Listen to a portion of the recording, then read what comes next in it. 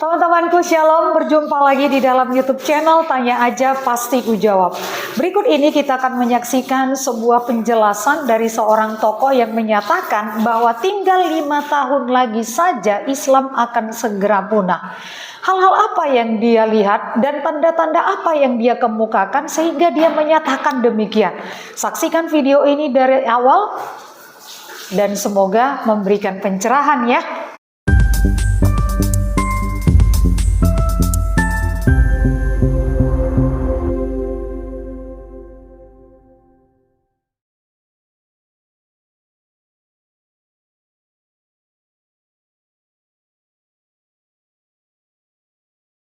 Semoga saya dengan mantra ini tetap selalu manembah kepada para juang, dan semoga apa yang saya sampaikan mendapatkan restu atau pangestu dari para juang jagat Bono Langgeng agar bermanfaat bagi masyarakat, bangsa dan negara Republik Indonesia ini.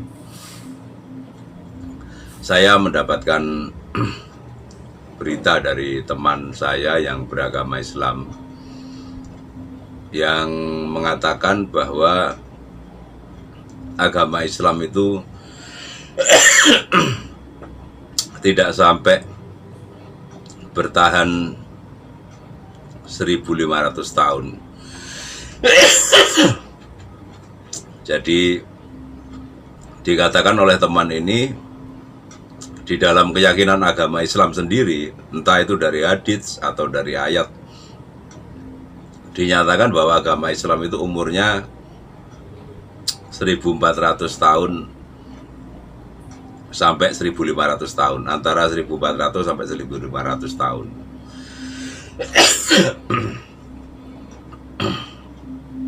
Coba kalau nggak percaya mungkin Anda bisa googling ya, Islam 1400 tahun atau Islam 1500 tahun. Mungkin Anda akan menemukan tentang artikel yang menyatakan umur agama Islam itu tidak lebih dari 1500 tahun, tapi lebih dari 1400 tahun.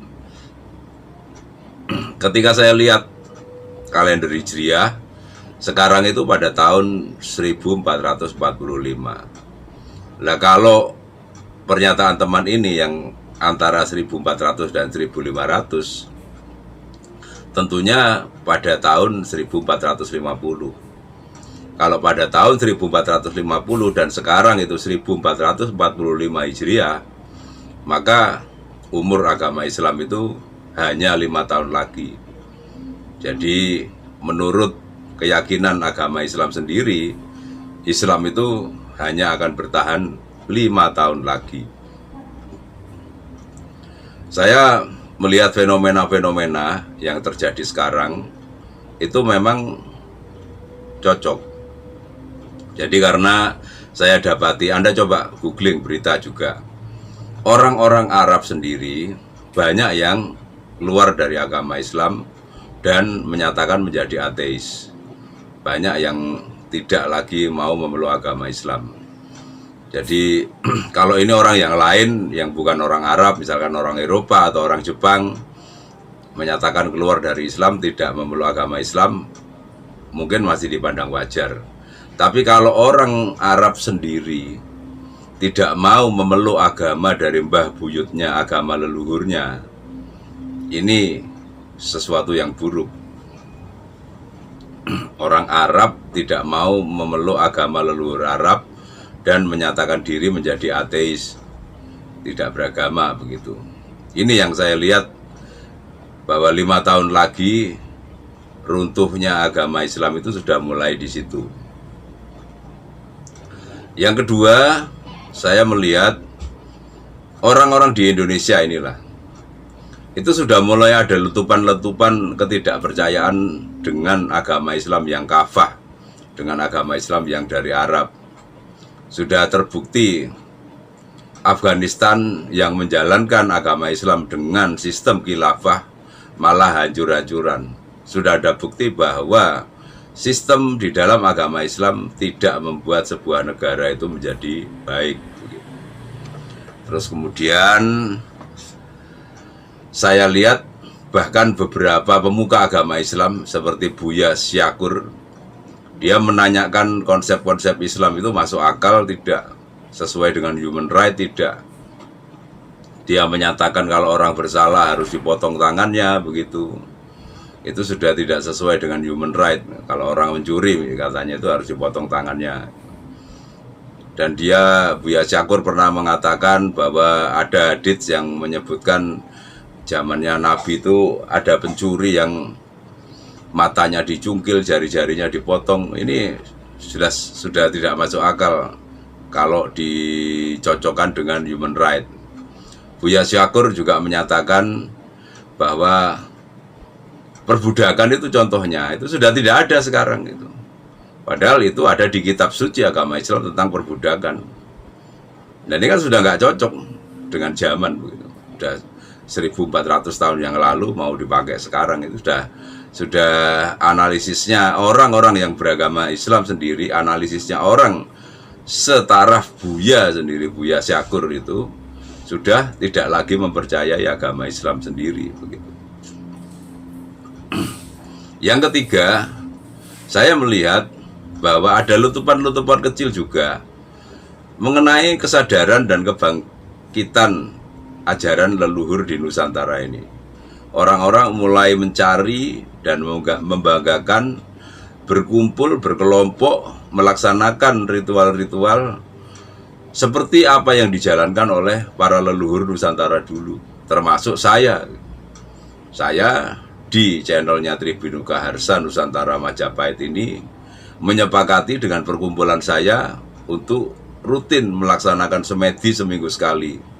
Semedi untuk menembah kepada Hyuang, terutama kepada Hyuang Ismoyo yang mengejawantah menjadi Hyuang Sabdo Palon. Beliau pengemong aspek kehidupan.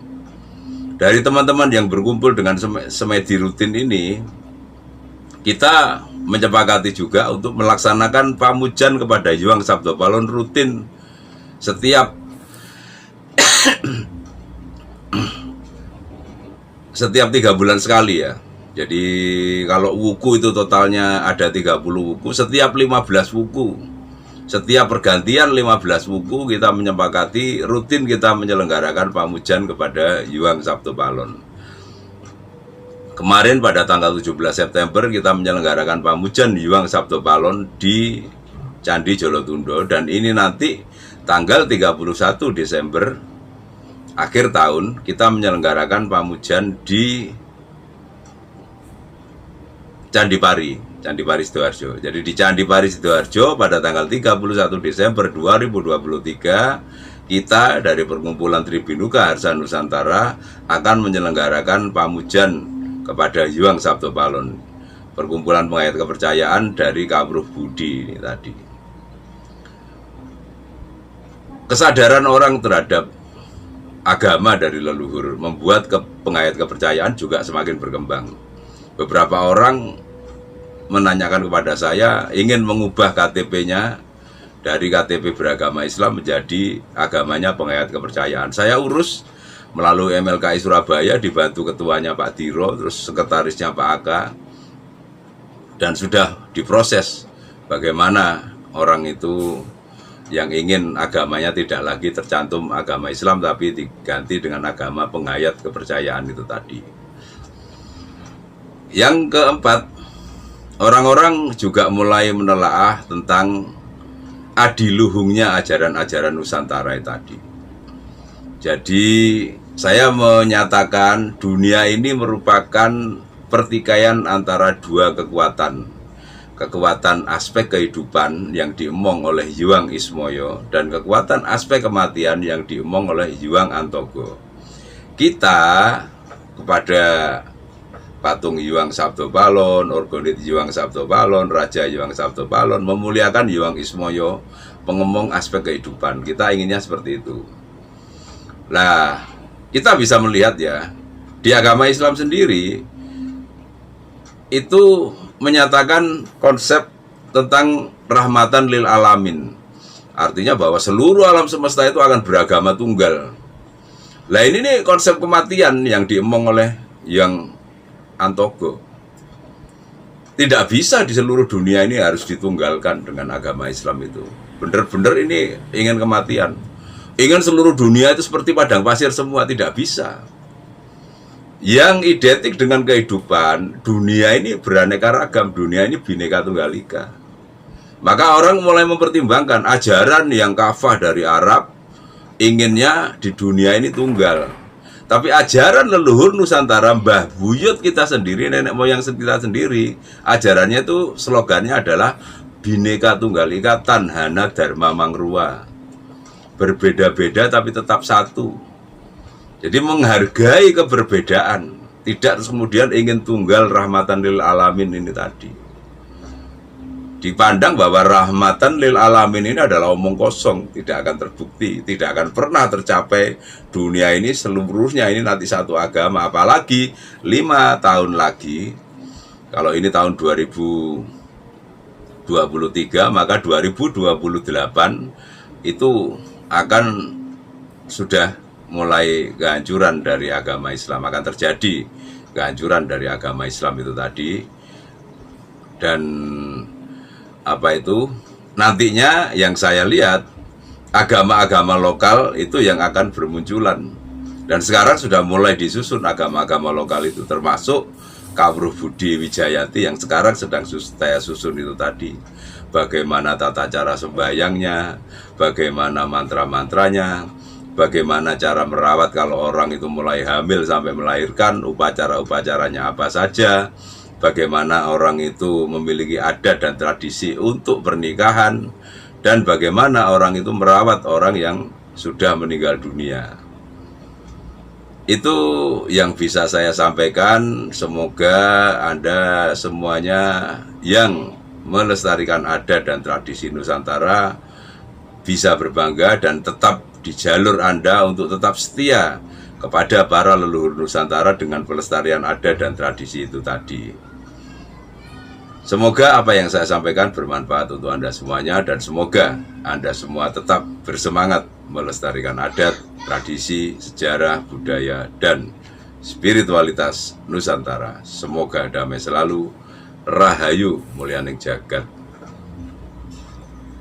Puji Tuhan, melalui video ini teman-teman kita semua diingatkan kepada satu bagian firman Tuhan yang tertulis di dalam Yesaya 40 ayat 8 yang berkata, rumput menjadi kering, bunga menjadi layu, tetapi firman Allah kita tetap untuk selama-lamanya. Teman-temanku, banyak hal di dunia ini yang akan berlalu. Ya, seperti berlalunya rumput ataupun bunga. Tetapi satu hal yang pasti yang akan kekal sampai selama-lamanya adalah firman Allah. Oleh karena itu, orang yang percaya kepada firman Allah akan beruntung, tidak akan rugi, tidak akan mengalami sial. Karena itu teman-temanku, ayo kita percaya kepada firman yang kekal, agar kita juga mendapatkan kekekalan di dalam Tuhan Yesus. Jangan pernah salah di dalam meletakkan keyakinan, keimanan, kepercayaan. Tetapi letakkanlah kepercayaan kita kepada yang kekal. Tuhan Yesus memberkati.